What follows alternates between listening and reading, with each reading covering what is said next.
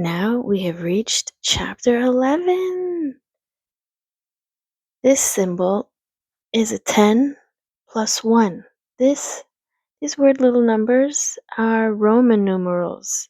Back in the day, that's how we used to write our numbers in some parts of the world. So it's 10 plus 1. 10 plus 1 equals 11. And here we are, called the miracle. Shall we begin?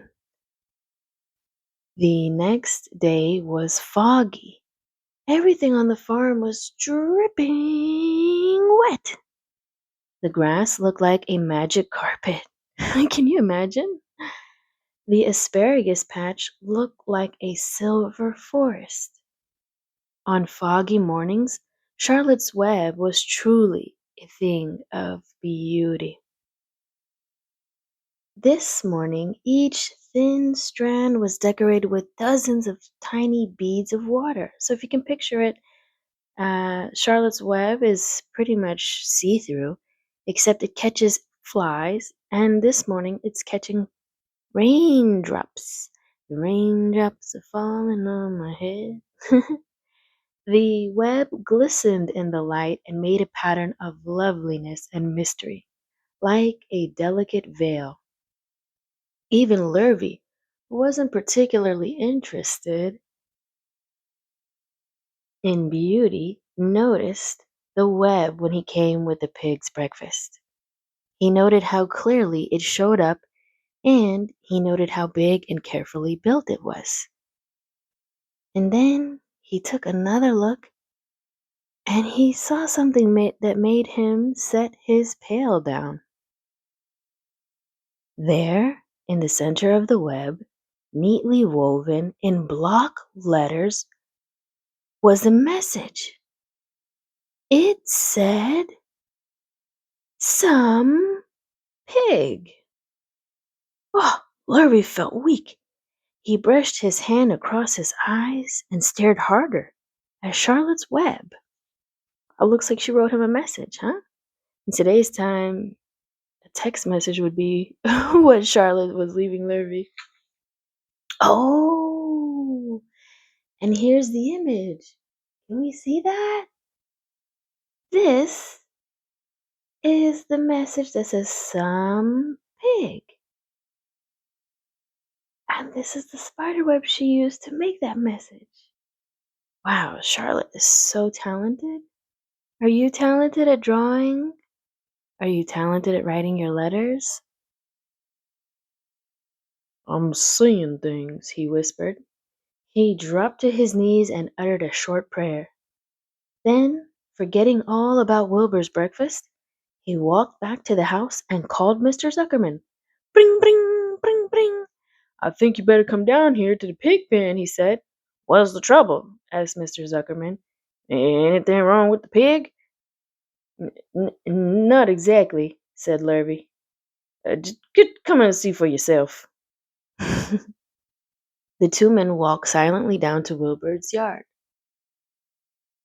Lurvy pointed to the spider's web. "Do you see what I see?" he asked. Zuckerman stared at the writing on the web. Then he murmured the words, "Some pig." Then he looked at Lurvy. Then they both began to tremble. Charlotte, sleepy after her night's exertions, meaning she spent a lot of time working on this. Exertions are things you do that cause you to be tired later on. So this took a lot of energy from Charlotte, is what we're learning.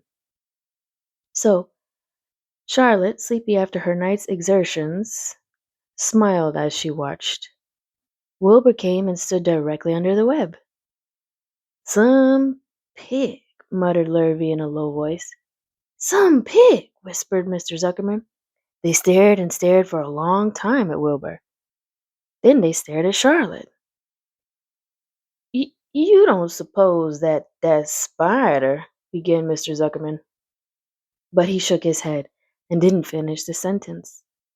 Instead, he walked solemnly back up to the house and spoke to his wife. "Edith, something has happened," he said in a weak voice. He went into the living room and sat down, and Mrs. Zuckerman followed. I've got something to tell you, Edith, he said. You better sit down. Mrs. Zuckerman sank into a chair. She looked pale and frightened. Edith, he said, trying to keep his voice steady, I think you had best be told that we have a very unusual pig. A look of complete bewilderment. Wait a minute, do we know that word? Bewilderment. That's a bewilderment. Has the word wild in it, right? Bewilderment, but it's pronounced bewilderment. What could that word mean? A look of complete bewilderment came over Miss Zuckerman's face. The word bewilderment sounds like it means confusion. A look of complete confusion came over Mrs. Zuckerman's face. Homer Zuckerman, what in the world are you talking about? She said.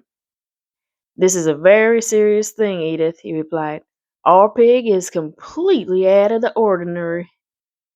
What's unusual about the pig? Asked Mrs. Zuckerman, who was beginning to recover from her scare.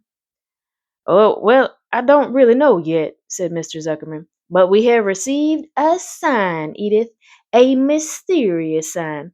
A miracle has happened on this farm. There is a large spider's web in the doorway of the barn cellar, right over the pig pen.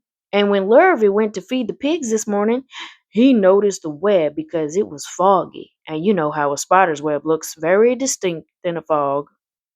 And right spang in the middle of the web there were the words, some pig.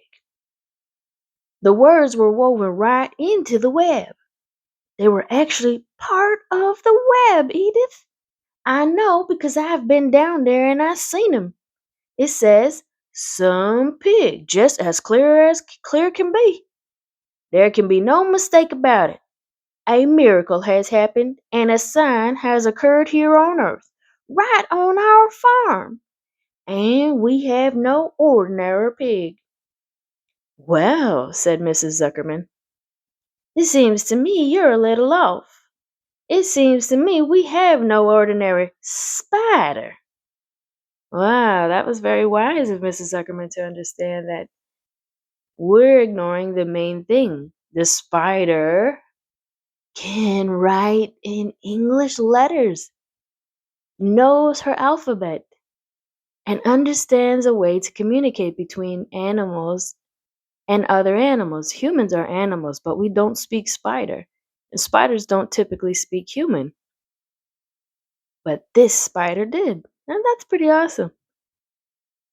So here we are on the next page. Oh no, said Zuckerman. It's the pig that's unusual. It says so right there in the middle of the web. Maybe so, said Mrs. Zuckerman. Just the same, I intend to have a look at that spider. Well, it's just a common gray spider, said Zuckerman. They got up, and together they walked down to Wilbur's yard. You see, Edith? It's just a common gray spider. Wilbur was pleased to receive so much attention. Lurvy was still standing there, and Mr. and Mrs. Zuckerman, all three, stood for about an hour, reading the words on the web over and over and watching Wilbur. Charlotte was delighted with the way her trick was working. She sat without moving a muscle and listened to the conversation of the people. Sometimes listening is more important than speaking. I've had to learn that the hard way, but we can learn from stories just the same. She sat without moving a muscle and listened to the conversation of the people. When a small fly blundered into the web, just beyond the word pig, Charlotte dropped quickly down, rolled the fly up, and carried it out of the way. She didn't want that fly messing up her message, or to lose a meal that she just caught with her web. After a while, the fog lifted. See, what's important here is the fog is what really made Charlotte's web stand out. The tricky part about a web is that you don't see it, but it's there. It takes certain environmental factors like a rainy day to help the beads drop onto the spider web to really bring it out. Otherwise, you walk right into it. Have you ever walked into a spider web just because it was clear and you couldn't see it? But sometimes, especially at night or with the fog, You can really spot it. And that's what happened with Charlotte's Web. It was a foggy day, and so her clever message was really standing out. After a while, the fog lifted. The web dried off, and the words didn't show up so plainly. The Zuckermans and Lurvy walked back to the house. Just before they left the pig pen, Mr. Zuckerman took one last look at Wilbur. You know, he said in an important voice, I've thought all along that that pig of ours was an extra good one. He's a solid pig. That pig is as solid as they come. You notice how solid he is around the shoulders, Lurvy? Sure I do, said Lurvy. I've always noticed that pig. He's quite a pig. He's long and he's smooth, said Zuckerman. That's right, agreed Lurvy. He's as smooth as they come. He's some pig. Wow. Now the words some pig make more sense. He's some pig. That was Charlotte's word, isn't it? Didn't she say some pig? That means he's an extraordinary pig, not just any old pig, right? When Mr. Zuckerman got back to the house, he took off his work clothes and put on his best suit. Then he got into his car and drove to the minister's house. He stayed for an hour and explained to the minister that a miracle had happened on the farm. So far, said Zuckerman, only 4 people on earth know about this miracle. Myself, my wife, Edith, my hired man Lurvy, and you. Don't tell anybody else, said the minister. We don't know what it means yet, but perhaps if I give thought to it, I can explain it in my sermon next Sunday. There can be no doubt that you have a most unusual pig. I intend to speak about it in my sermon and point out the fact that this community has been visited with a wondrous animal. Wondrous. Wonderful. Wondrous. Same word, same root word. They mean the same. It means amazing. By the way, does the pig have a name? Why, yes, says Mrs. Zuckerman. My little niece calls him Wilbur. She's a rather queer child. Queer in this tense means weird. And it's an old word. We hardly ever use that word to mean weird now. We simply use the word weird or strange. Maybe if it's not in a bad way, you say unique. She's a rather unique child, full of notions, thoughts. It's important to know the words we're reading so that we understand the story better. And notions, you can be fancy and say notions to mean the word thoughts. She's a rather queer child full of thoughts or notions. She raised the pig on a bottle, and I bought him from her when he was a month old. He shook hands with the minister and left. What do we have here? Are these a bunch of cars? Can you see that photo? That drawing? Bunch of cars. People all gathered around. Even children sitting on a log in front of what looks like a farm.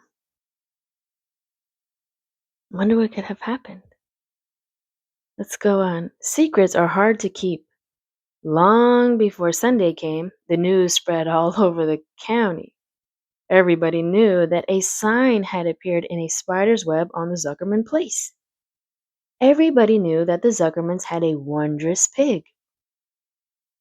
People came from miles around to look at Wilbur and to read the words on Charlotte's web.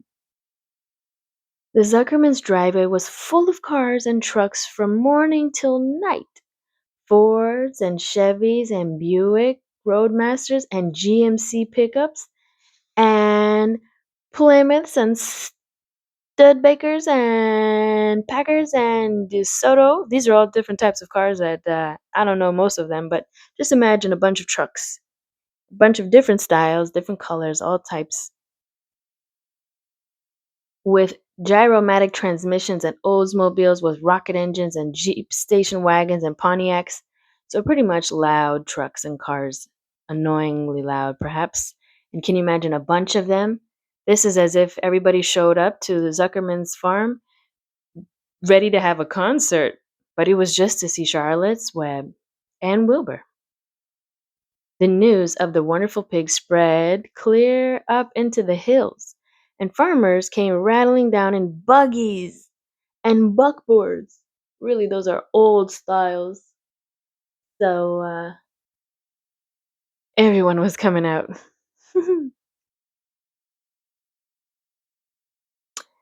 So, let's see here. I was thinking about the cars and I lost my place. In buggies and buckboards to stand hour after hour at Wilbur's pen admiring the miraculous animal. All said they had never seen such a pig before in their lives. When Fern told her mother that Avery had tried to hit the Zuckerman spider with a stick, Mrs. Arabelle was so shocked that she sent Avery to bed without any supper as punishment. In the days that followed, Mr. Zuckerman was so busy entertaining visitors that he neglected his farm work. He wore good clothes all the time now, got right into them when he got up in the morning.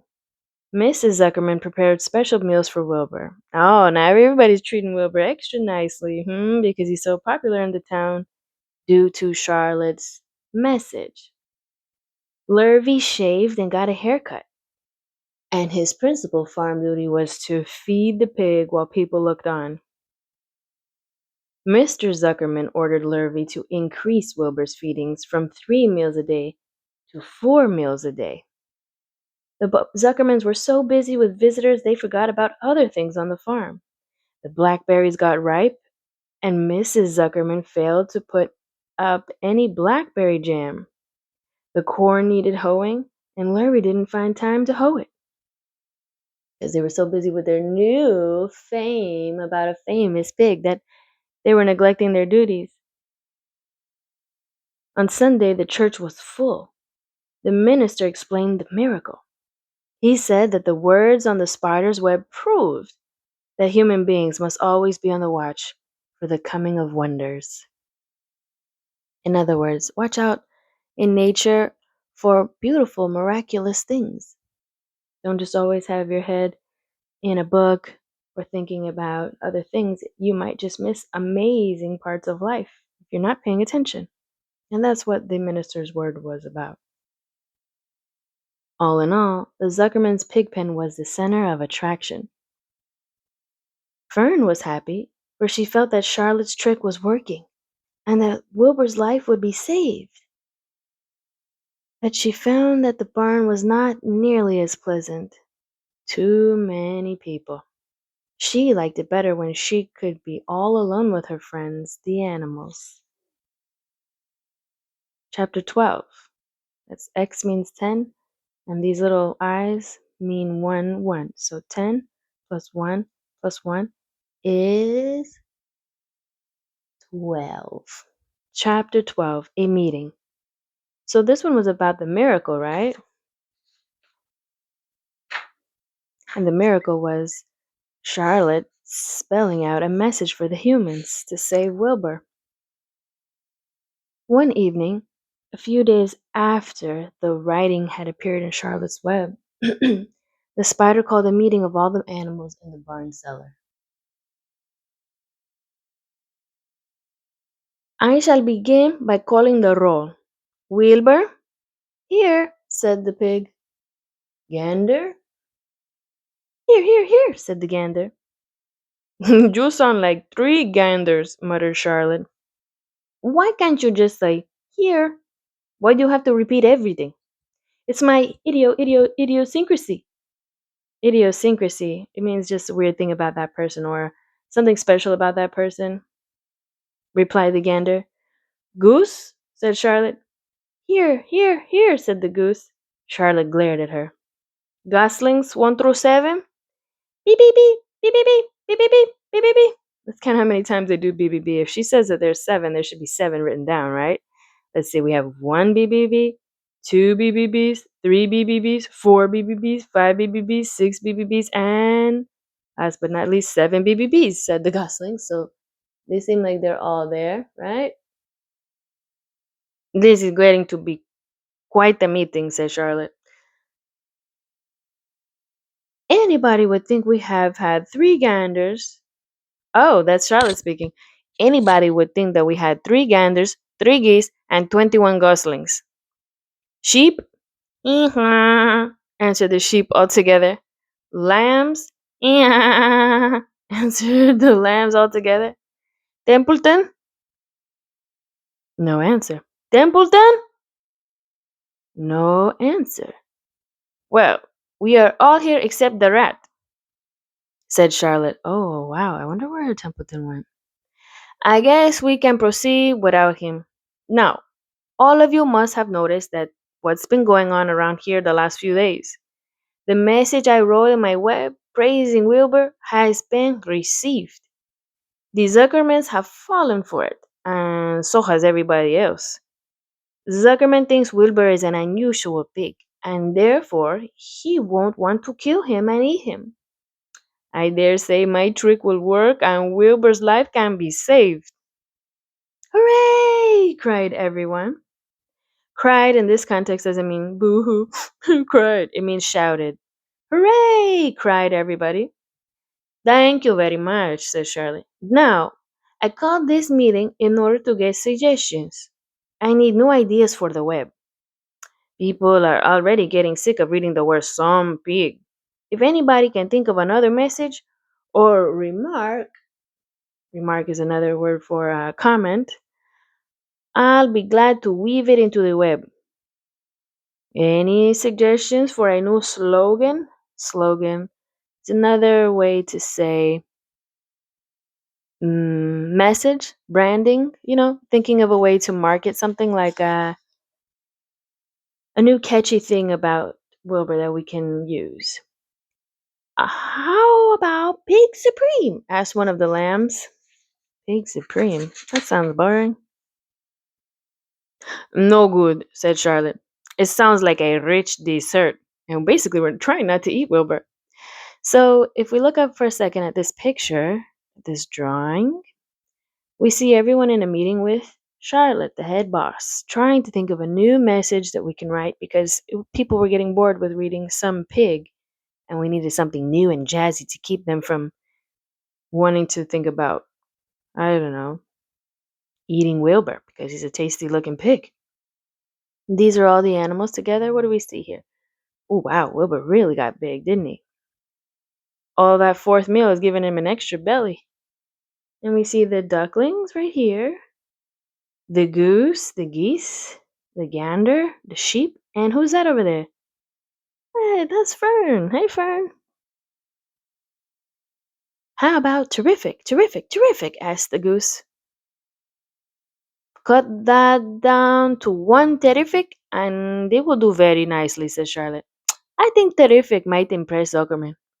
But Charlotte, said Wilbur, I'm not terrific. That doesn't make a particle of difference, replied Charlotte. Not a particle.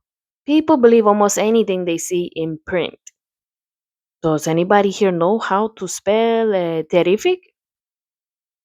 I think, said the gander, it's T double T double T. It's T double E double R double E I double F double I double C C C C C. Wait a minute, that doesn't sound right to me. I know how to spell terrible. What kind of an acrobat do you think I am? Said Charlotte in disgust. I will have to have Saint Vitus dance to weave a word like that into my web. Sorry, said the gander. Then the oldest sheep spoke up. I agree that there should be something new written in the web if Wilbur's life is to be saved. And if Charlotte needs help finding words, I think she can get it from our friend Templeton. The rat visits the dump regularly and has access to old magazines. He can tear out bits of advertisements and bring them up here to the barn cellar so that Charlotte can have something to copy. Good idea, said Charlotte. But I'm not sure Templeton will be willing to help. You know how he is, always looking out for himself, never thinking of the other fellow. I bet I can get him to help, said the old sheep. I'll appeal to his baser instincts. Baser instincts, lower instincts, meaning he only thinks about himself, so she will trick him by making a plan that will involve Templeton thinking about himself, of which he has plenty. Here he comes now. Everybody, keep quiet while I pur the matter up to him. Put the matter up to him. The rat entered the barn the way he always did, creeping along close to the wall. What's up? He asked, seeing the animals assembled. We're holding a directors' meeting, replied the old sheep. Well, break it up, said Templeton. Meetings bore me. And the rat began to climb a rope that he hung against the wall. Look, said the old sheep, next time you go out to the dump, Templeton, bring back a clipping from a magazine. Charlotte needs new ideas so she can write messages in her web and save Wilbur's life. Psst, let him die, said the rat. I should worry. You'll worry all right when the next winter comes, said the sheep. You'll worry all right on a zero morning next January when Wilbur is dead and nobody comes down here with a nice pail of warm slops to pour into the trough. Here's the part where the wise sheep makes it seem like it's in Templeton's best interest if he helps Wilbur, because if there is no Wilbur, then Templeton doesn't get the good food anymore. Wilbur's leftover food is your chief source of supply, Templeton. You know that. Wilbur's food is your food. Therefore, Wilbur's destiny and your destiny are closely linked. If Wilbur is killed and his trough stands empty day after day, you will grow so thin we can look right through your stomach and see objects on the other side. Templeton's whiskers quivered. Well, she got through to him, didn't she? "Hmm, maybe you're right," he said gruffly. "I'm making a trip to the dump tomorrow afternoon. I'll bring back a magazine clipping if I can find one." Thanks, said Charlotte. The meeting is now adjourned. I have a busy evening ahead of me. I've got to tear my web apart and write terrific. Wilbur blushed. But I'm not terrific, Charlotte. I'm just about average for a pig. Mm, you're terrific as far as I'm concerned, replied Charlotte sweetly. And that's what counts. You're my best friend, and I think you are sensational. Sensational, meaning amazing. Now stop arguing and go get some sleep. How thoughtful. Charlotte's always making sure that Wilbur gets some rest. Oh, what do we have here? Is this a circle? We don't know what message she's writing yet because she hasn't written it. Good progress, chapter 13. We have 10 and then 3 i's, so that's 10 plus 1 plus 1 plus 1. So 10 plus 1 plus 1 plus 1. 10, 11, 12, 13. This is chapter 13. Good progress. And we're making good progress in the story. So far, it's interesting how the plan is to save Wilbur from being a Christmas ham. Far into the night, while the other creatures slept, Charlotte worked on her web. First, she ripped out a few of the orb lines. This is an orb. A circle is an orb. So she ripped out a few of the lines in the circle near the center. And we can see that, right? Because there's no more lines there. She left the radial lines alone as they were needed for support. These are the radial lines, I believe. If you're a mathematician, don't correct me. As they were needed for support. As she worked, her 8 legs were a great help to her. These are her legs. So were her teeth. She loved to weave and she was an expert at it. When she was finished ripping things out, her web looked something like this. A spider can produce several kinds of thread. Did you know that? I didn't know that. She uses a dry, tough thread for foundation lines, and she uses a sticky thread for snare lines. Snares, the ones that catch and hold insects. That's interesting to know that she uses dry lines that are not the sticky part of the web on the outside, and in the inside, for her snare, for her trap, she uses a sticky thread. I didn't even know they could make more than one type of thread because when I walk into a spider web, the whole thing sticks to me anyway. If I write the word terrific, Charlotte decided to use her dry thread for writing the new message. If I write the word terrific with sticky thread, she thought, every bug that comes along will get stuck in it and spoil the effect. Good idea, Charlotte. Now let's see. The first letter is T. Charlotte climbed to a point at the top of the left hand side of the web. Left hand side. So this is our left, this is our right. She's on the left side. Swinging her spinnerets into position, she attached her thread and then dropped down. As she dropped down, her spinning tubes went into action and she let out thread. At the bottom, she attached the thread. This formed the upright part of the letter T. Charlotte was not satisfied, however. She climbed up and made another attachment right next to the first.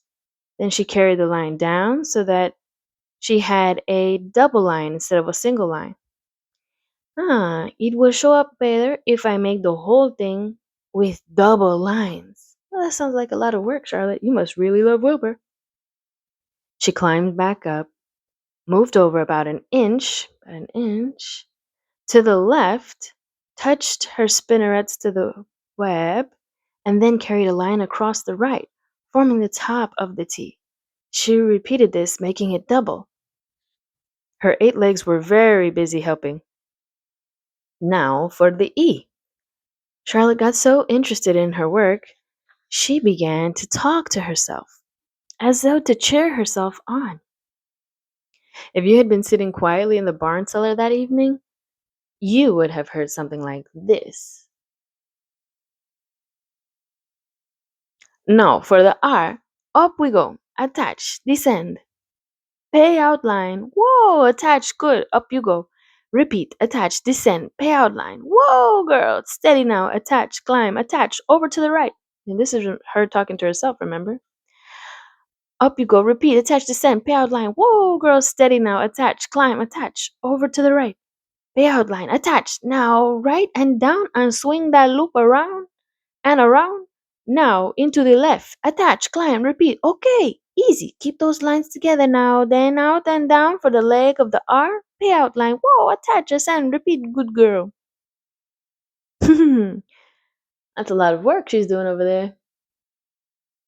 And so, talking to herself, the spider worked at her difficult task. When it was completed, she felt hungry. She ate a small bug that she had been saving. Then she slept. Next morning, Wilbur arose and stood beneath the web. He breathed the morning air into his lungs. Drops of dew, catching the sun, made the web stand out clearly. When Lurvy arrived with breakfast, there was the handsome pig, and over him, woven neatly in block letters, was the word terrific. Another miracle. Lurvy rushed and called Mr. Zuckerman. Mr. Zuckerman rushed and called Mrs. Zuckerman. Mrs. Zuckerman ran to the phone and called the Arabelles. That's Fern and Avery's parents.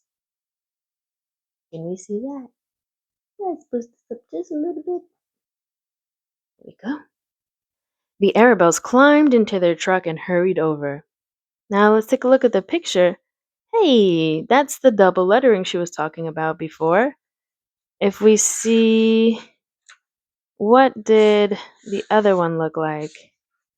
Let's flip back. Boom, I got it. So here, if we can compare this single line to this double line, she's added a new style, right? So that's interesting. So this is the double line we're talking about. And there goes old Wilbur underneath, standing very proudly. I wonder what the people will say next. What will they think of next? Everybody stood at the pig pen and stared at the web and read the word over and over while Wilbur, who really felt terrific, stood quietly swelling out his chest and swinging his snout from side to side. Oh, Wilbur's feeling pretty important and special now. Terrific, breathed Zuckerman in joyful admiration. Edith, you better phone the reporter on the Weekly Chronicle, that means the news reporter, and tell him what has happened.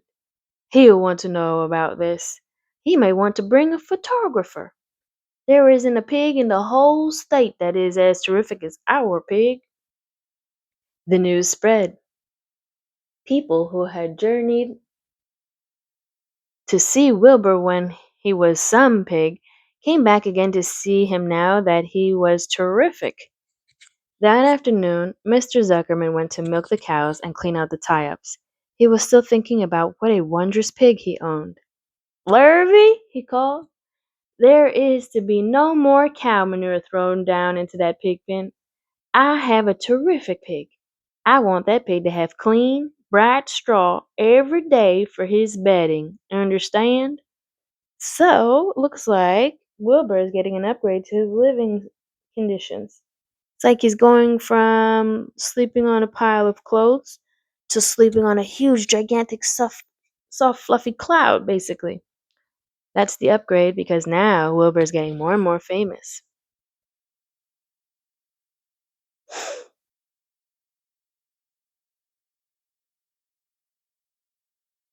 Yes, sir, said Lurvy. Furthermore, said Mr. Zuckerman, I want you to start building a crate for Wilbur. I have decided to take the pig to the county fair on September 6th. Make the crate large and paint it green with gold letters. What will the letters say? Asked Lurvy. They should say Zuckerman's famous pig. Right there at the bottom, you see? They should say Zuckerman's famous pig. Lurvy picked up a pitchfork and walked away to get some clean straw. Having such an important pig was going to mean plenty of extra work.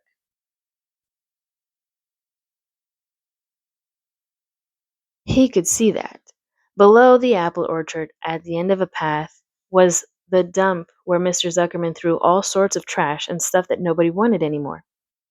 Here, in a small clearing hidden by young alders and wild raspberry bushes, was an astonishing pile of old bottles and empty tin cans and dirty rags and bits of metal and broken bottles and broken hinges and broken springs, pretty much trash, but useful trash, and dead batteries, and last month's magazine, and old discarded dish mops, and tattered overalls, ripped up overalls. Overalls are basically those um, outfits that farmers wear, and rusty spikes, and leaky pails, and forgotten stoppers. I don't know what they mean by this. Neither do you, huh? And useless junk of all kinds, basically, including a wrong size crank for a broken ice cream freezer. Hmm. Templeton knew the dump and liked it. There were good hiding places there, excellent cover for a rat. And there was usually a tin can with food still clinging to the inside. Templeton was down there now, rummaging around. When he returned to the barn, he carried in his mouth an advertisement he had torn from a crumpled magazine.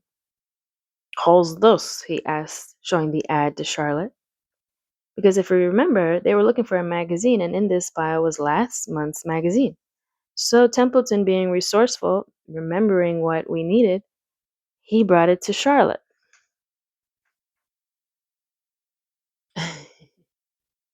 It says crunchy. Crunchy would be a good word to write in your web. Just the wrong idea, replied Charlotte. Couldn't be worse. We don't want Zuckerman to think Wilbur is crunchy. He might start thinking about crisp, crunchy bacon and tasty ham.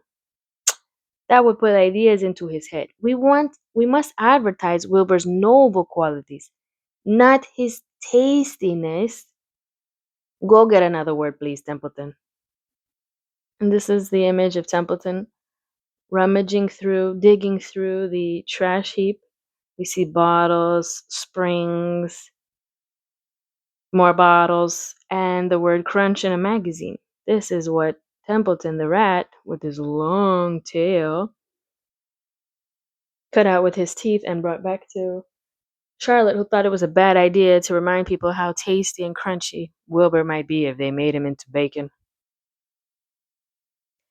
The rat looked disgusted, but he sneaked away to the dump and was back in a while with a strip of cotton cloth. How's this? How's this? He asked. It's a label off an old shirt. Charlotte examined the label. It said pre shrunk. I'm sorry, Stapleton, but she said, but pre shrunk is out of the question. We want Zuckerman to think Wilbur is nicely filled out, not at all shrunk. I'll have to ask you to try again. What do you think I am? A messenger boy? Grumbled the rat. I'm not going to spend all my time chasing down the dump after advertising material. Just once more, please, said Charlotte. I'll tell you what I'll do, said Templeton. I know where there's a package of soap flakes in the woodshed. It has writing on it. I'll bring you a piece of the package. He climbed the rope that hung on the wall and disappeared through a hole in the ceiling. When he came back, he had a strip of blue and white cardboard in his teeth. There, he said triumphantly, proudly, feeling accomplished, successful. That's what triumphantly means. How's that? Charlotte read the words with new radiant action. What does it mean? Said Charlotte, asked Charlotte, who had never used any soap flakes in her life. Tch, how should I know? Said Templeton. You asked for words and I brought them. I suppose the next thing you want me to fetch is a dictionary. Whoa, so Templeton's getting a little attitude with all the work he's having to do. Together, they studied the soap ad. With new irradiant action, repeated Charlotte slowly. Wilbur! She called. Wilbur, who was asleep in the straw, jumped up. Run around, commanded Charlotte. I want to see you in action. To see if you are radiant. Radiant. Shining so brightly. These are just complimentary words. If you want to know what to say to your parents, you say, you are radiant. You are terrific. Don't say that they are some pig, though. That's specific to pigs. Wilbur raced to the end of his yard. Now back again. Faster, said Charlotte. Wilbur galloped back. His skin shone. His tail had a fine, tight curl in it. Jump into the air, cried Charlotte. Wilbur jumped as high as he could. Keep your knees straight and touch the ground with your ears, called Charlotte. And this is Wilbur doing all his fancy twirls and showing off to see if he is radiant. Look at that tail. He's getting so chunky now, huh? Getting a lot of hair on him, too. You notice that he has 2 toes instead of our 5? 2 toes, 2 toes. Wilbur obeyed. Do a backflip with a half twist in it, cried Charlotte. Wilbur went over backwards, writhing and twisting as he went. Okay, Wilbur, said Charlotte. You can go back to sleep. Okay, Templeton, the soap ad will do, I guess. I'm not sure Wilbur's action is exactly radiant, but it's interesting. Actually, said Wilbur, I feel radiant. Do you? Said Charlotte, looking at him with affection. Well, you're a good little pig, and radiant you shall be. I'm in this thing pretty deep now. I might as well go the limit. Tired from his romp, running around, jumping around, Wilbur lay down in the clean straw. He closed his eyes. The straw seemed scratchy, not as comfortable as the cow manure. which was always delightfully soft to lie on. So he pushed the straw to one side and stretched out in the manure. Wilbur sighed. That's a sigh. That sound that it just made a sigh. It had been a busy day, his first day of being terrific. Dozens of people had visited his yard during the afternoon, and he had to stand and pose, looking as terrific as he could. Now he was tired. Fern had arrived and seated herself quietly on her stool in the corner. Tell me a story, Charlotte, said Wilbur, as he lay waiting for sleep to come. Tell me a story. Oh, I guess we will hold off on this image. We won't look at that just yet. Mm-hmm. All right. So Charlotte, although she too was tired, did what Wilbur wanted. Once upon a time, she began. She's reading a story like I'm reading you a story. I had a beautiful cousin who managed to build her web across a small stream. One day, a tiny fish leaped into the air and got tangled in the web. My cousin was very much surprised, of course. The fish was thrashing wildly. My cousin hardly dared tackle it, but she did. She swooped down and threw great masses of wrapping material around the fish and fought bravely to capture it. What a silly spider. This fish accidentally jumped into her web, and instead of cutting the fish loose because he was too big and going to break her web, Charlotte's cousin, the spider, decided, maybe I'll eat that fish instead of eating a little tiny fly. Let's see if that was a good idea. Did she succeed? Asked Wilbur. It was a never to be forgotten battle, said Charlotte. There was the fish, cut only by one fin, and its tail wildly thrashing and shining in the sun. There was the web sagging dangerously under the weight of the fish. How much did the fish weigh? Asked Wilbur eagerly. I don't know, said Charlotte.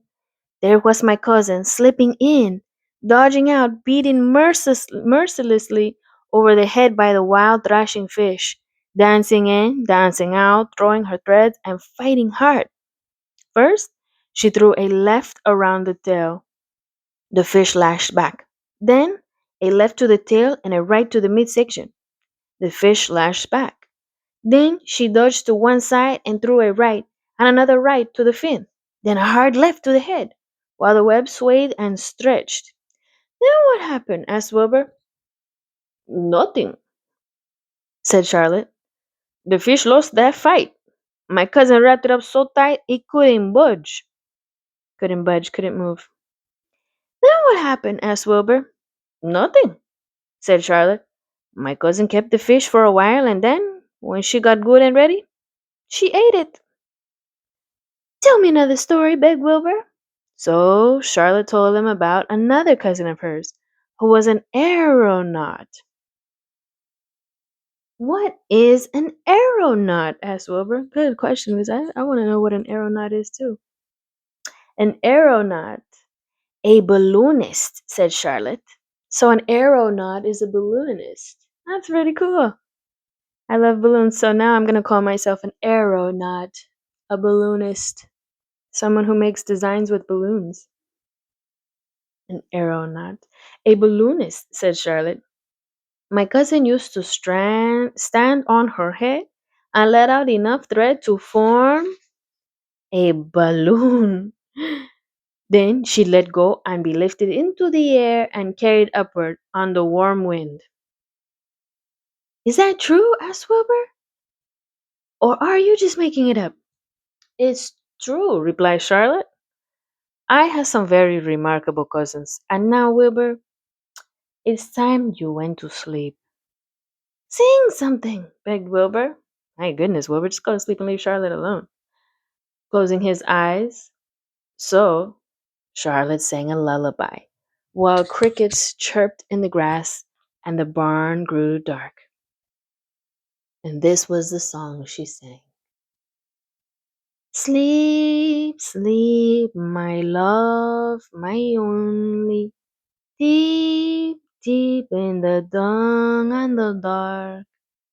Be not afraid and be not lonely. This is the hour when frogs and thrushes praise the world from the woods and the rushes. Rest from care, my one and only, deep in the dawn and the dark. Yeah, bravo, bravo! But Wilbur was already asleep. When the song ended, Fern got up and went home. I didn't know that Fern was still there. Chapter 14, Dr. Dorian. Dr. Dorian? Uh-oh. What happens? Remember, there are 22 chapters, and this is chapter 13. At this point, I will let your teacher continue teaching you on Roman numerals. But this is 10, we know this is 1, and this is 5. But if the 1 is behind the 5, which is a letter shaped V, it means subtract. So what we're saying is 10 minus 1 from 5. So 10 and 5 minus 1 is 4. You get what I'm saying. This is chapter 14. The next day was Saturday. Fern stood at the kitchen sink drying the breakfast dishes as her mother washed them. Mrs. Arabelle worked silently. She hoped Fern would go out and play with other children instead of heading for the Zuckerman's barn to sit and watch animals. Charlotte is the best storyteller I ever heard, said said Fern, poking her dish towel into a cereal bowl. Fern, said her mother sternly, you must not invent things. You know spiders don't tell stories. Spiders can't talk. Charlotte can, replied Fern. She doesn't talk very loud, but she talks. What kind of story did she tell? Asked Mrs. Arabelle. Well, began Fern, she told us about a cousin of hers who caught a fish in her web. Don't you think that's fascinating? Fern, dear, how would a fish get in a spider's web? Said Mrs. Arabelle. You know it couldn't happen. You're making this up. Oh no, her mom doesn't believe her. Oh, it happened all right, replied Fern. Charlotte never fibs. This cousin of hers built a web across a stream. Stream meaning a lake that runs. And this cousin of hers built a web across the stream. One day she was hanging around on the web and a tiny fish leaped into the air and got tangled in the web. The fish was caught by one fin. Mother, its tail was wildly thrashing and shining in the sun. Can't you just see the web, sagging dangerously under the weight of the fish? Charlotte's cousin kept slipping in, dodging out, and she was beaten mercilessly over the head by the wildly thrashing fish, dancing in, dancing out, throwing. Fern! Snapped her mother. Stop it! Stop inventing these wild tales! I'm not inventing, said Fern. I'm just telling you the facts. What finally happened? Asked her mother, whose curiosity began to get the better of her. So now her mother wanted to know the story, even though she didn't believe Fern. Charlotte's cousin won. She wrapped the fish up, then she ate him when she got good and ready. Spiders have to eat, the same as the rest of us. Yes, I suppose they do, said Mrs. Arabelle vaguely.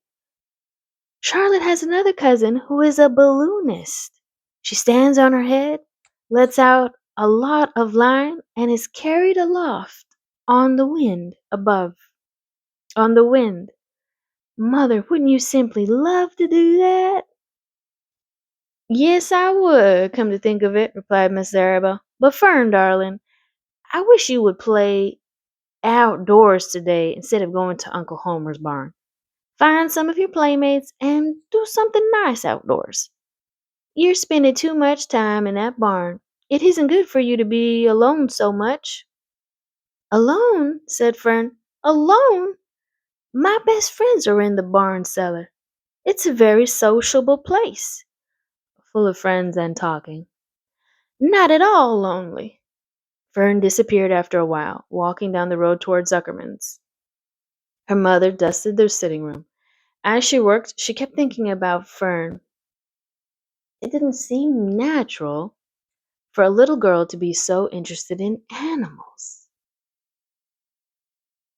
Finally, Mrs. Arabelle made up her mind she would pay a call on old Dr. Dorian and asked his advice. She got in the car and drove to his office in the village. That word is village. Dr. Dorian had a thick beard. He was glad to see Mrs. Arabelle and gave her a comfortable chair. It's about Fern, she explained. Fern spends entirely too much time in the Zuckerman's barn. It doesn't seem normal. She sits on a milk stool in a corner of the barn cellar near the pig pen and watches animals hour after hour. She just sits and listens. Dr. Dorian leaned back and closed his eyes. Hmm. Now, what accent should I use for Dr. Dorian? I think Dr. Dorian, for the fun of it, I'm going to give him a Caribbean accent. Oh, enchanting, he said. It must be real nice and quiet down there. Homer was not has some sheep, hasn't he? That's my best Caribbean for right now. Yes, said Mrs. Arabelle, but it all started with that pig we let Fern raise on a bottle. She calls him Wilbur. Homer bought the pig, and ever since it left our place, Fern has been going to her uncle's to be near it. I've been hearing things about that pig, said Dr. Dorian, opening his eyes. They say he's quite a pig. This accent is so funny to me. So this must be Mrs. Arabelle. Finally, we see her in a picture. I don't think we've seen what Fern's mother looks like yet. But here she is sitting on a couch talking to Dr. Dorian. Ah, Dr. Dorian, there you are.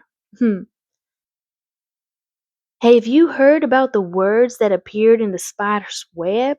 Asked Mrs. Arabelle nervously. Yes, replied the doctor. Well, you don't. Well, do you understand it? Asked Mrs. Arabelle. Understand what?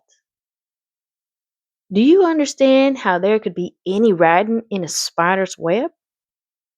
Oh, no, said Dr. Dorian. I don't understand it. But for the matter, I don't understand how a spider learned to spin a web in the first place. When the words appeared, everyone said they were a miracle. But nobody pointed out that the web itself is a miracle. What's miraculous about a spider's web? Said Mrs. Arabelle. I don't see why you say a web is a miracle. It's just a web. Ever tried to spin one? Asked Dr. Dorian. Mrs. Arabelle shifted uneasily in her chair. No, she replied. But I can crochet a doily and I can knit a sock. Sure, said the doctor. But somebody taught you, didn't they? My mother taught me. Well, who taught a spider? A young spider knows how to spin a web without any instructions from anybody. Don't you regard this as a miracle? I suppose so, said Mrs. Arabelle. I never looked at it that way before. Still, I don't understand how those words got into the web. I don't understand it, and I don't like what I can't understand. None of us do, said Dr. Dorian, sighing. I'm a doctor. Doctors are supposed to understand everything. But I don't understand everything, and I don't intend to let it worry me. Mrs. Arabelle fidgeted meaning shuffled around nervously.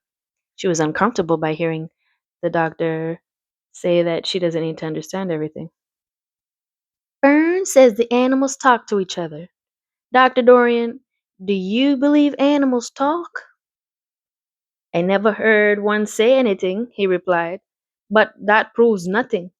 It is quite possible that an animal has spoken civilly to me and that I didn't catch the remark because I wasn't paying attention. Children pay better attention than grown-ups. If Fern says that the animals in the Zuckerman's barn talk, I'm quite ready to believe her. Perhaps if people talk less, animals would talk more. People are incessant talkers. I can give you my word on that. Well, I feel better about Fern, said Mrs. Arabelle. You don't think I need to worry about her? Does she look well? Asked the doctor. Oh, yes. Appetite good? Oh, yes, she's always hungry. Sleep well at night? Oh, yes. Then don't worry, said the doctor. Do you think she'll ever start thinking about something besides the pigs and sheep and geese and spiders? How old is Fern? She's 8. Well, said Dr. Dorian, I think she will always love animals, but I doubt that she spends her entire life in Homer Zuckerman's barn cellar. How about boys? Does she know any boys? She knows Henry Fusey, said Mrs. Arabelle brightly. Dr. Dorian closed his eyes again and went into deep thought. Hmm, Henry Fusey, he mumbled. Hmm, remarkable. Well, I don't think you have anything to worry about. Let Fern associate with our friends in the barn if she wants to. I would say offhand that spiders and pigs were fully as interesting as Henry Fusey. Yet I predict that the day will come when even Henry will drop some chance remark that catches Fern's attention. It's amazing how children change from year to year. "How's Avery?" he asked, opening his eyes wide. "Oh, Avery," chuckled Mrs. Arabelle. "Avery is always fine. Of course, he gets into poison ivy and gets stung by wasps and bees and frogs and snakes, and brings frogs and snakes home and breaks everything he lays his hands on. He's fine." "Good," said the doctor. Mrs. Arabelle said goodbye and thanked Dr. Dorian very much for his advice. She felt greatly relieved. Chapter 15. The Crickets. So here's the easier one. X and V, 10 and 5. 10 plus 5 is 10 plus 5 is 10, 11, 12, 13, 14, 15. 10, 11, 12, 13, 14, 15.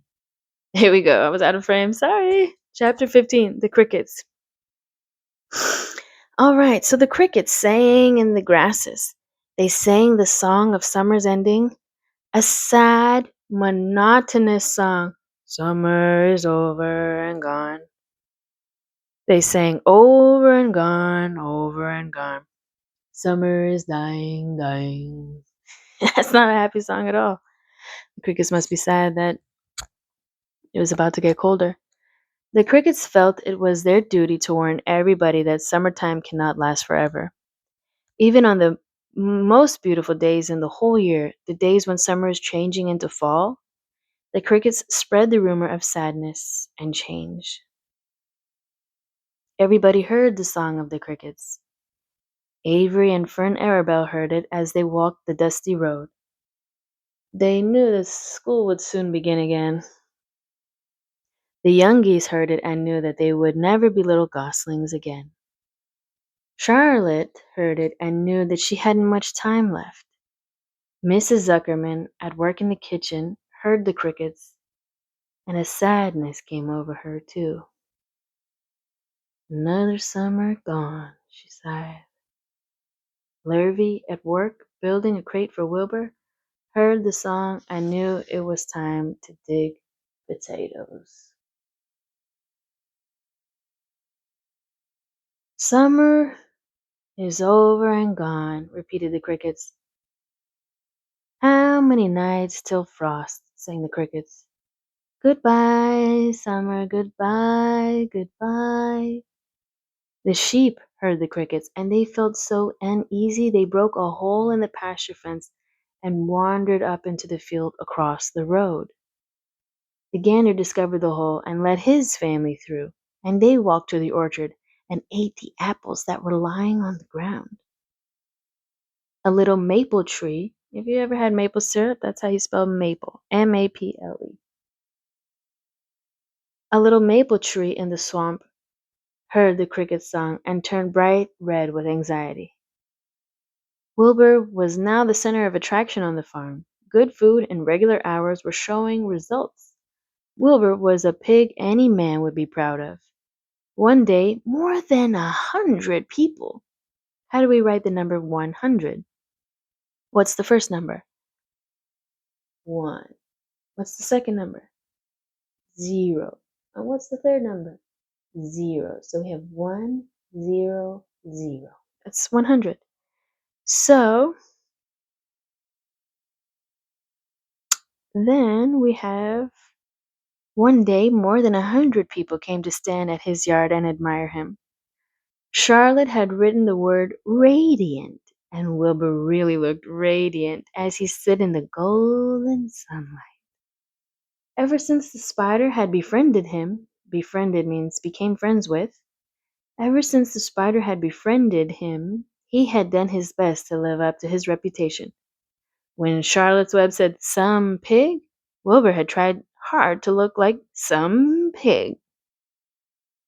When Charlotte's Web said terrific, Wilbur had tried to look terrific. And now that the web said radiant, he did everything possible to make himself glow. Good idea.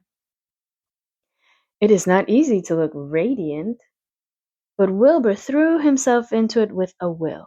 It means he tried really hard to. He would turn his head slightly and blink his long eyelashes. Blink, blink. Then he would breathe deeply. And when his audience grew bored, he would spring into the air and do a backflip with a half twist. At this, the crowd would yell and cheer.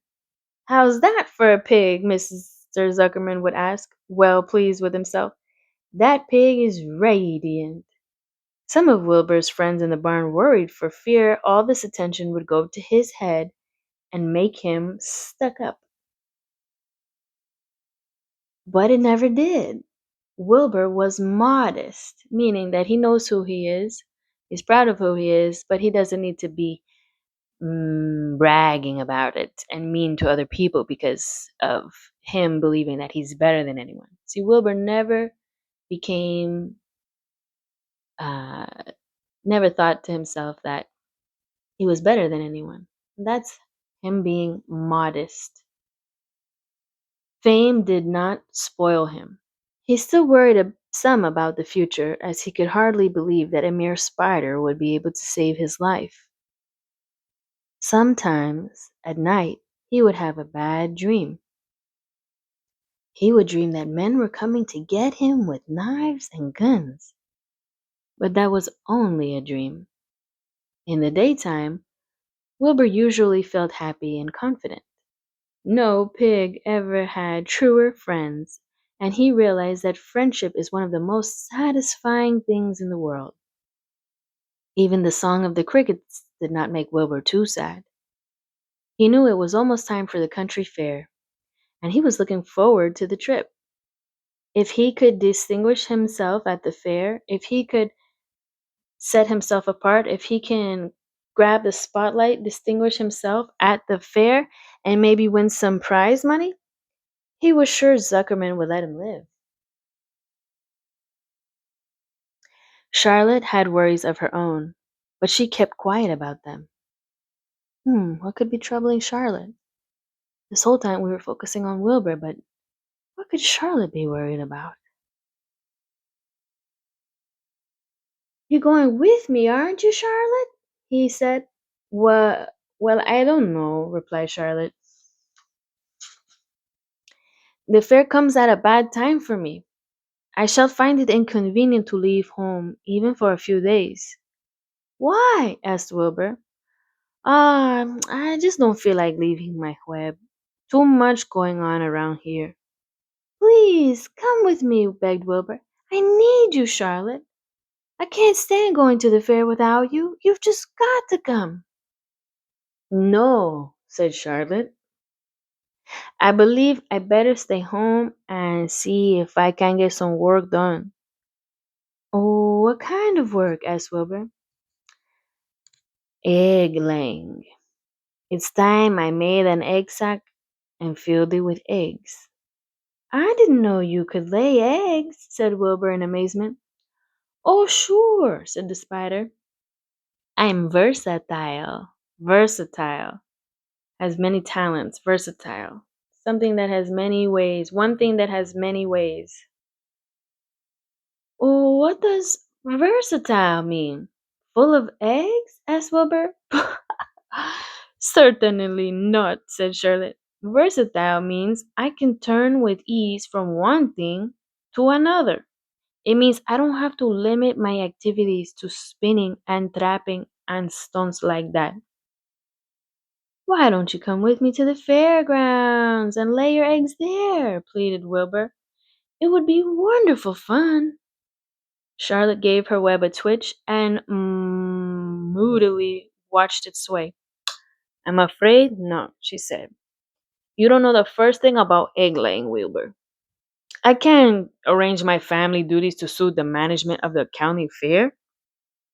When I get ready to lay eggs, I have to lay eggs, fair or no fair. However, I don't want you to worry about it. You might lose weight. We'll leave it this way. I'll come to the fair if I possibly can. Oh, good, said Wilbur. I knew you wouldn't forsake me just when I need you most. All that day, Wilbur stayed inside, taking life easy in the straw. Charlotte rested and ate a grasshopper. She knew that she couldn't help Wilbur much longer. Oh, are we about to see something change in the story? In a few days, she would have to drop everything and build the beautiful little sack that would hold her eggs. Off to the fair. This is 16. 10 plus 5 plus 1. 10 plus 5 plus 1. 10 plus 5 plus 1. 5, 6. 5 plus 1 is 6. So 10 plus 6 is 16. We're in chapter 16, off to the fair. And we're ending our journey in chapter 22. Whoa, look at this big old pig. This chunky pig over here. It says first prize on him. Oh, what happens here? Look at how huge. These are the little fair tents. That can't be Wilbur right there. That must be a balloon or something. Let's read. The night before the county fair, everybody went to bed early. Fern and Avery were in bed by 8. What time is your bedtime? Midnight? I hope not. Avery lay dreaming that the Ferris wheel had stopped and that he was in the top car. Fern lay dreaming that she was getting sick in the swings. Ugh. Lurvy was in bed by 8:30. He lay dreaming that he was throwing baseballs at a cloth cat and winning a genuine Navajo blanket. Ooh, that sounds like a good prize. Navajo blanket. Navajo is a type of Native American. And a blanket must be the type of blanket that those Native Americans designed. Mr. and Mrs. Zuckerman were in bed by 9. Mrs. Zuckerman lay dreaming about a deep freeze unit. In other words, she dreamed about a refrigerator, buying one with her prize money, perhaps. Mr. Zuckerman lay dreaming about Wilbur. He dreamt that Wilbur had grown until he was 116 feet long and 92 feet high, and that he won all the prizes at the fair and was covered with blue ribbons and even had a blue ribbon tied to the end of his tail. This looked like his dream, where Wilbur was larger than any building in the whole county fair. Down in the barn cellar, the animals too went to sleep early, all except Charlotte. Tomorrow would be fair day. Every creature planned to get up early to see Wilbur off on his great adventure. When morning came, everybody got up at daylight. The day was so hot. Up the road at the Arabelle's house, Fern lugged a pail of hot water. to her room and took a sponge bath. Then she put on her prettiest dress because she knew she would see boys at the fair. Mmm. Mrs. Arabelle scrubbed the back of Avery's neck and wet his hair and parted it and brushed it down hard till it stuck to the top of his head, all but about 6 hairs that stood straight up. Avery put on clean underwear, clean blue jeans, and a clean shirt. Mr. Arabelle dressed, ate breakfast, and then went out and polished his truck. He had offered to drive everybody to the fair, including Wilbur. Bright and early, Lurvy put clean straw in Wilbur's crate and lifted it into the pig pen. The crate was green. In gold letters it said, Zuckerman's famous pig. Charlotte had her web looking fine for the occasion. Wilbur ate his breakfast slowly. He tried to look radiant without getting food in his ears. In the kitchen, Mrs. Zuckerman suddenly made an announcement. Homer, she said to her husband, I'm going to give that pig a buttermilk bath. A what? Said Mr. Zuckerman. A buttermilk bath. My grandmother used to bathe her pig with buttermilk when he got dirty. I just remembered. Wilbur's not dirty, said Mr. Zuckerman proudly. He's filthy behind the ears, said Mrs. Zuckerman. Every time Larry slops him, the food runs down around the ears. Then it dries and forms a crust. He also has a smudge on the side where he lays in the manure. He lays in clean straw, corrected Mr. Zuckerman. Well, he's dirty, and he's going to have a bath. Mr. Zuckerman sat down weakly and ate a donut. Where are they getting all these donuts from? Is Mrs. Zuckerman making all these donuts for everybody? And do you think she'll make any donuts for us? Well, then. His wife went to the woodshed. When she returned, she wore rubber boots and an old raincoat, and she carried a bucket of buttermilk with a small wooden paddle. Edith, you're crazy, mumbled Zuckerman, but she paid no attention to him. Together they walked to the pig pen. Mrs. Zuckerman wasted no time. She climbed in with Wilbur and went to work.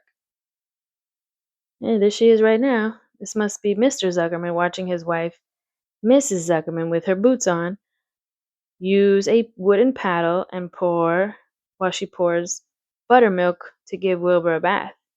Is that Wilbur sticking his tongue out? Must taste good. She climbed in with Wilbur and went to work, dipping her paddle in the buttermilk, shrubbed him all over. The geese gathered around to see the fun, and so did the sheep and the lambs. Even Templeton poked his head out cautiously to watch Wilbur get a buttermilk bath. Charlotte got so interested she lowered herself on a drag line. If we look carefully, we can even see her behind Mrs. Zimmerman, so she could see better. Wilbur stood still and closed his eyes. He could feel the buttermilk trickling down his sides. He opened his mouth and some buttermilk ran in. It was delicious. He felt radiant and happy. When Mrs. Zuckerman got through and rubbed him dry, he was the cleanest, prettiest pig you ever saw. He was pure white, pink around the ears and snout, and smooth as silk. Silk is a fabric, and it's very slippery and smooth. Some people have silk pillowcases, and that makes it very smooth to lay your head on. The Zuckermans went up to change into their best clothes. Lurvy went to shave and put on his plaid shirt and his purple necktie. The animals were left to themselves in the barn. The 7 goslings paraded around and round their mother. Please, please, please take us to the fair, begged the gosling. Then all 7 began teasing to go. Please, please, please, please. 1, 2, 3, 4, 5, 6. 1, 2, 3, 4, 5, 6. Well, we know there's 7 goslings, so why isn't there 7 please? They made quite a racket. Children, snapped the goose, We're staying quietly, idly at home. Only Wilbur, Ilber is going to the fair. Just then, Charlotte interrupted. I shall go too, she said softly. I have decided to go with Wilbur. He may need me. We can't tell what may happen at the fairgrounds. Somebody's got to go along who knows how to write. And I think Templeton better come too. I might need somebody to run errands and do the general work. Tuh, I'm staying right here, grumbled the rat. I haven't the slightest interest in fairs. That's because you've never been to one, remarked the old sheep. Oh, I thought that was Charlotte talking. A fair is a rat's paradise. Everybody spills food at a fair. A rat can creep out late at night and stand and have a feast. In the horse barn, you will find the oats that the trotters and pacers have spilled. In the trampled grass of the infield, you will find old discarded, means thrown away, discarded lunch boxes containing the foul, stinky, remains of peanut butter, sandwiches, hard boiled eggs, crackers, cracker crumbs, bits of donuts, and particles of cheese.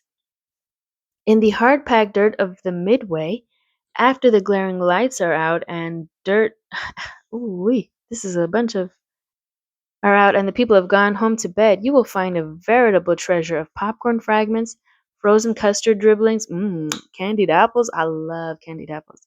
Abandoned by tired children, sugar fluff crystals, and we call that today, I bet, cotton candy. Sugar fluff crystals, salted almonds, popsicles, partially gnawed ice cream cones, and the wooden sticks of lollipops. Everywhere is a loot for a rat, loot, treasure for a rat. In tents, in booths, in haylofts. Why, a fair has enough disgusting leftover food to satisfy a whole army of rats. See? Again, everyone, in order to get Templeton to do something, has to show Templeton what's in it for him to be able to go do it. Otherwise, he won't. And they're doing a good job of telling him of all the tasty food he'll find if he goes with Charlotte and Wilbur to the county fair. Templeton's eyes were blazing, on fire, all wide eyed. Is this true? He asked. Is this appetizing yarn of yours true? I like high living, and what you say tempts me. It is true, said the old sheep. Go to the fair, Templeton. You will find that the conditions at a fair will surpass your wildest dreams. Surpass, we see the word pass. Surpass, goes above, will go above your wildest dreams. Buckets with a sour mash sticking to them. Tin cans containing particles of tuna fish. Greasy paper bags stuffed with rotten. That's enough, cried Templeton. Don't tell me any more. I'm going. Good, said Charlotte, winking at the old sheep.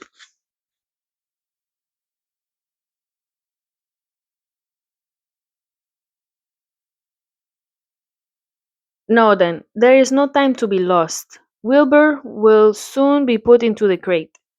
Templeton and I must get in the crate right now and hide ourselves. The rat didn't waste a minute. He scampered over to the crate. Scampered. Jumped over to the crate, crawled between the slates, and pulled straw up over him so he was hidden from sight. All right, said Charlotte. I'm next. She sailed into the air, let out a dragline, and dropped gently to the ground. Then she climbed the side of the crate and hid herself in a knothole in the top board. Hmm, that sounds like a good plan. Everybody's all aboard. The old sheep nodded. What a cargo, she said. That sign ought to say Zuckerman's famous pig and two stowaways. Stowaway is the person that hides on a boat or ship on something moving. Stowaway is someone who's hiding along trying to hitch a ride. Look out, people! The people are coming, shouted the gander. Cheese it, cheese it, cheese it! The big truck with Mr. Arabelle at the wheel backed slowly down toward the barnyard. Lurvy and Mr. Zuckerman walked alongside. Fern and Avery were standing in the body of the truck, hanging on to the sideboards. "Listen to me," whispered the old sheep to Wilbur. "When they open the crate and try to put you in, struggle. Don't go without a tussle. Pigs always resist when they are being loaded." "If I struggle, I'll get dirty," said Wilbur. "Never mind that. Do as I say. Struggle means put up a fight. If you were to walk into the crate without resisting, Zuckerman might think you were bewitched. He'd be scared to go to the fair." Well, he would notice something was different because most pigs wouldn't willingly walk into a small box. Small boxes aren't really out there in nature like that. Templeton poked his head up through the straw. "Struggle if you must," he said, "but kindly remember that I'm hiding down here in this grate, and I don't want to be stepped on, or kicked in the face, or pummeled, or crushed in any way, or squashed, or buffeted about, or bruised, or lacerated. Lacerated means cut. Or scarred, or biffed. Just watch what you're doing, Mr. Radiant, when they get shoving you in." "Be quiet, Templeton," said the sheep. "Pull in your head. They're coming. Look radiant, Wilbur. Lay low, lay low. Charlotte, tuck it up, geese." The truck backed slowly to the pig pen and stopped. Mr. Arabelle cut the motor, got out, and walked around to the rear and lowered the tailgate. The geese cheered. Mrs. Arabelle got out of the truck. Fern and Avery jumped to the ground.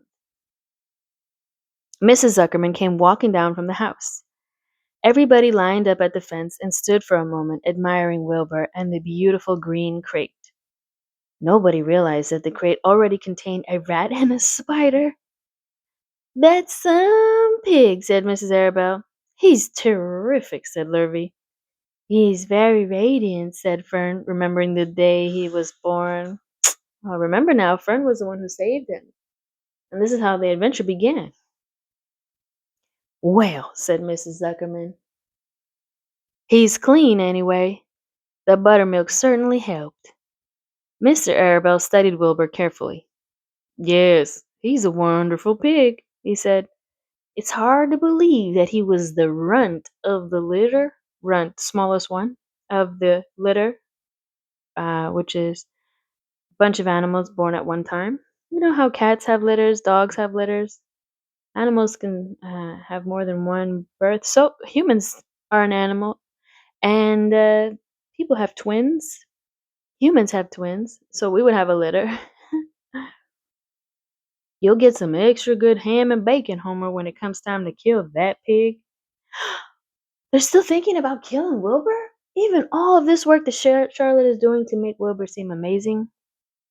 Wilbur heard these words and his heart almost stopped. "I think I'm going to faint," he whispered to the old sheep who was watching.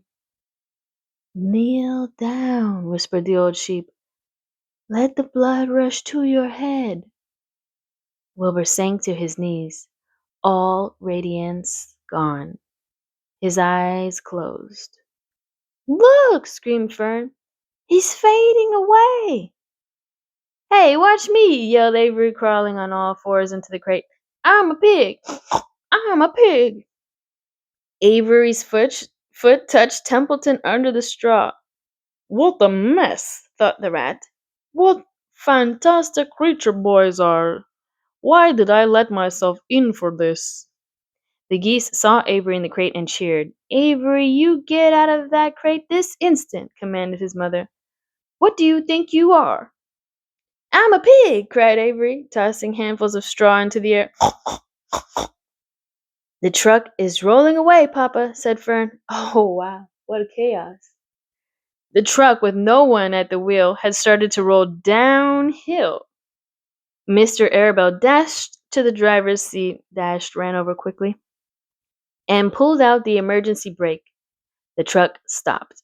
The geese cheered. Charlotte crouched and made herself as small as possible in the knothole so Avery wouldn't see her. "Come out at once!" cried Mrs. Arabelle. Avery crawled out of the crate on hands and knees making faces at Wilbur. Wilbur fainted away. "The pig has passed out," said Mrs. Zuckerman. "Throw water on him." "Throw buttermilk," as suggested Avery. The geese cheered. Lurvy ran for a pail of water.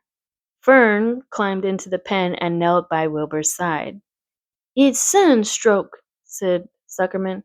"The heat is too much for him." "Maybe he's dead," said Avery. "Come out of the pig pen immediately," cried Mrs. Arabelle. Avery obeyed his mother and climbed into the back of the truck so he could see better. Lurvy returned with cold water and dashed it on Wilbur. "Throw some on me," cried Avery. "I'm hot too." "Oh, keep quiet," hollered Fern. "Keep quiet." Her eyes were brimming with tears. Wilbur, feeling the cold water, came to, meaning he snapped out of it. He rose slowly to his feet while the geese cheered. "He's up," said Mr. Arabelle. "I guess there's nothing wrong with him." That must have been Mr. Zuckerman pouring, or Lurvy pouring water on big old Wilbur now. "I'm hungry," said Avery. "I want a candied apple." Oh, I love candied apples, like I said. "Wilbur's all right now," said Fern. "We can start." "I want to take a ride in the Ferris wheel." Mr. Zuckerman and Mr. Abel and Lurvy grabbed the pig and pushed him headfirst toward the crate. Wilbur began to struggle. The harder the men pushed, the harder he held back. Avery jumped down and joined the men. Wilbur kicked and thrashed and grunted. "Nothing wrong with this pig," said Mr. Zuckerman cheerfully, pressing his knee against Wilbur's behind. "All together now, boys. Shove!" With a final heave, with a final push, they jammed him into the crate. The geese cheered. Lurvy nailed some boards across the ends so Wilbur couldn't back out. Then, using all their strength, the men picked up the crate and heaved it aboard the truck, lifted it and put it aboard the truck. Aboard means on, heave means lifted. They did not know that under the straw was a rat, and inside a knothole was a big gray spider. They only saw a pig. "Everybody in," called Mr. Arabelle. He started the motor. The ladies climbed in beside him. Mr. Zuckerman and Lurvy and Fern and Avery rode in the back, hanging on to the sideboards. The truck began to move ahead. The geese cheered. The children answered their cheer, and away went everybody to the fair.